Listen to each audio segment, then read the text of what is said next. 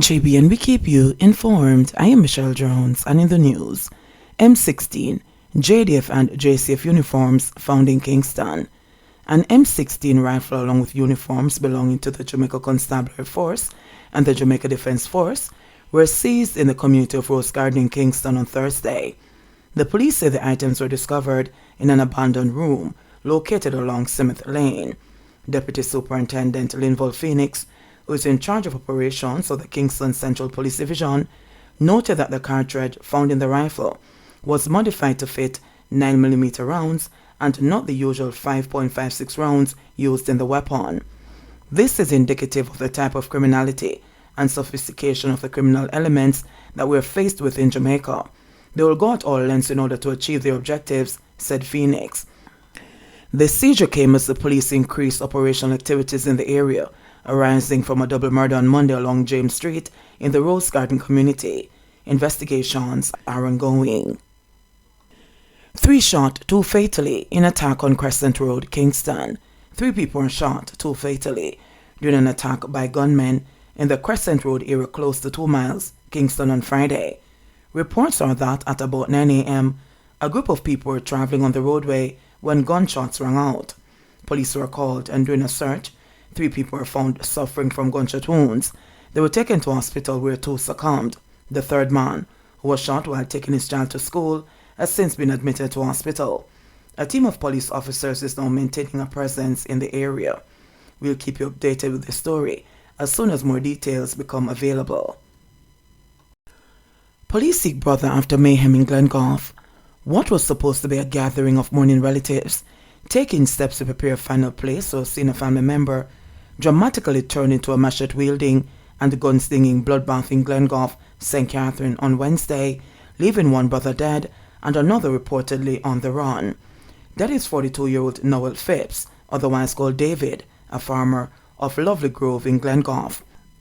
On Thursday, shame and despair hung on the faces of relatives as they worked feverishly to complete the grave digging after preparations were halted on Wednesday as the area was transformed into a crime scene. Some remained tight-lipped and coerced others not to shed light on the incident, only declaring that the conflict was not over land. The whole of Phipps. Any Phipps want to do anything them want to do, them can do it. Nobody can say I make one yes or I make one this or. The land no will out to anybody, said a cousin, who reportedly arrived in Jamaica to see Phipps's body lying near the grave site.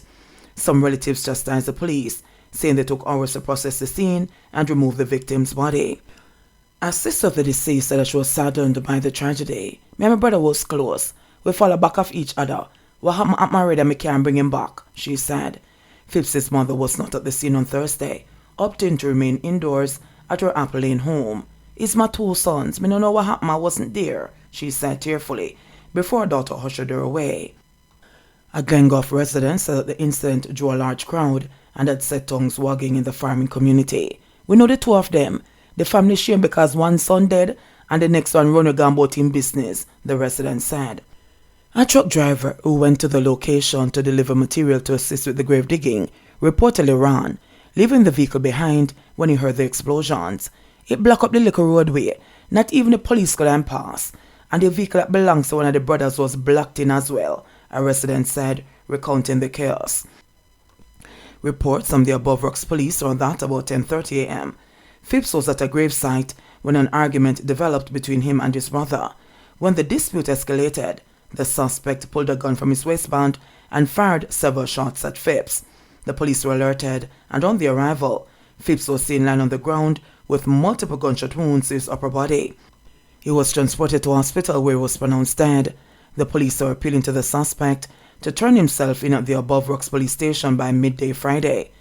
They are also urging people who have any information that can assist in the investigation to contact the Above Rocks police at 876-903-9287, police emergency at 119, Crime Stop at 311, or the nearest police station. Man gunned down in Steertown. A man was shot and killed in Steertown, St. Anne on Thursday morning.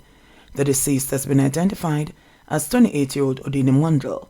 Reports from the St. Anne police are that about 10:30 a.m., residents heard loud explosions sounding like gunshots coming from the area. When the shooting subsided, residents went to check the area and found Mundle's body lying in a pool of blood. The police were summoned, and Mundle was transported to a nearby hospital where he was pronounced dead. Investigations are ongoing. Jamaican sentenced to 11 years for sex trafficking of 16-year-old girl. A Jamaican man was on Thursday sentenced to more than 11 years in a United States federal prison after he conspired with another man to traffic a 16-year-old girl for commercial sexual activities. 24-year-old Joey Lindsay, otherwise called Joey Gappo, who last resided in East Hartford, Connecticut, pleaded guilty to sex trafficking of a minor on October 15, 2021. In addition to being jailed for 135 months for the offense, by U.S. District Judge Vanessa L. Bryant in Hartford, Lindsay will face immigration proceedings after his incarceration. The U.S. Attorney's Office for the District of Connecticut said that based on court documents and statements made in court in October 2019, Lindsay conspired with his associate Joseph Pina to recruit, entice, and transport a 16-year-old girl to engage in commercial sex acts. On one specific date, October 17, 2019, Lindsay, Pina, and another individual brought the minor to a hotel in East Windsor, where they took photographs of her and posted them on a website to advertise her sexual services. The Jamaican and Pina went on to arrange clients for the minor that night. She eventually earned at least $100 from the prostitution appointments that day, all of which she gave to Lindsay. Over the next 3 days, the sex traffickers posted more advertisements online for the minor, and arrangements were subsequently made for sexual activities involving the teenager and customers. The victim again gave all of the money earned through these appointments to Lindsay, the U.S. Attorney's Office stated. The probe into these acts of prostitution also revealed that Lindsay and Pina engaged the minor in sexual activity, even though they knew that she was under the age of 18. The victim also told investigators that she was physically assaulted by Lindsay, who was eventually arrested on August 20, 2020. He has remained in detention since that time.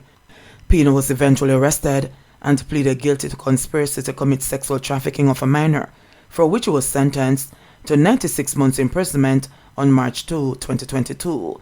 The case was investigated by the Federal Bureau of Investigation, FBI. The case was investigated by the FBI and was prosecuted by Assistant U.S. Attorney Angel M. Crow. Court orders woman to pay $75,000 to baby father's other girlfriend. Them some man shot, but some of them told me not pricky. Senior parish judge at the Kingston and St. Andrew Parish Court, Lauren Cole Montague, said in response to a woman who stood before her accused of beating her child stepmother with a board. The accused, 32-year-old Sandra Dwyer, was charged with unlawful wounding and malicious destruction of property, to which she pleaded guilty. She was ordered to pay $75,000 in restitution.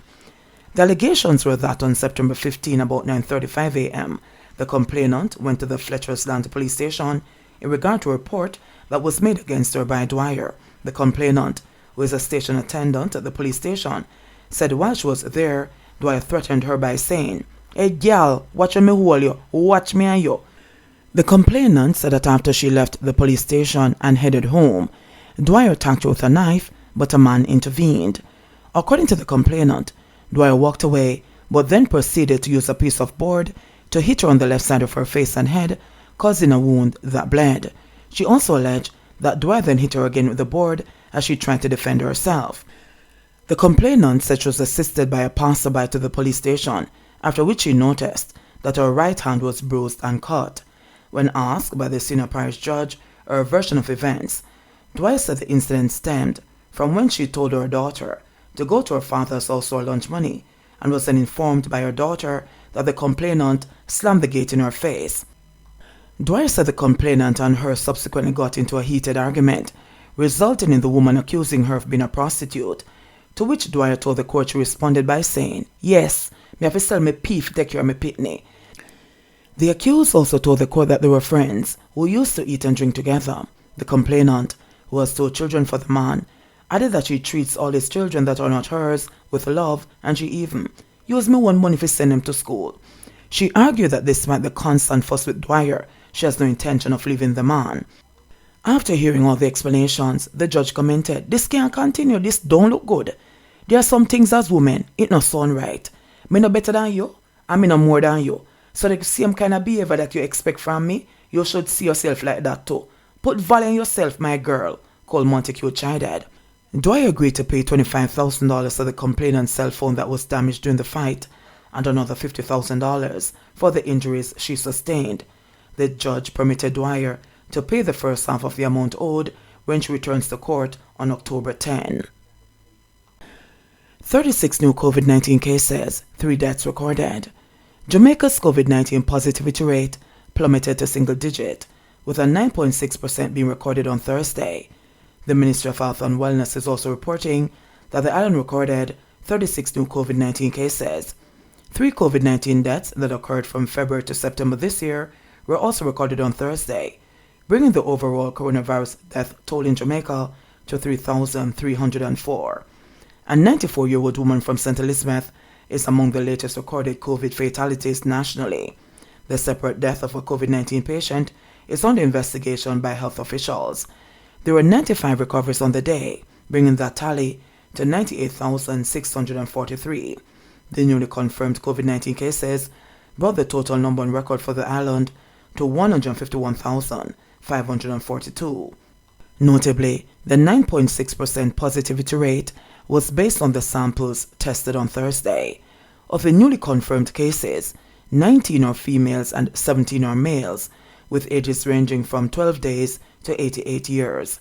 The case count was made up of Kingston and St. Andrew 15, Westmoreland 5, St. Anne 4, Clarendon 3, St. Catherine 3, Manchester 2, St. James 2, St. Mary 1 and St. Thomas 1.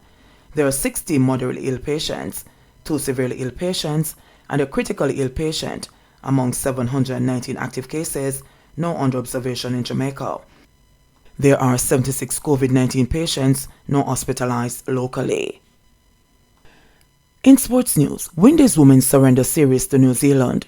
West Indies women once again failed to put enough runs on the board to seriously challenge New Zealand as the visitors secured a 2-wicket win in the second one-day international at the Sir Vivian Richards Stadium to capture the series with 1 game to play.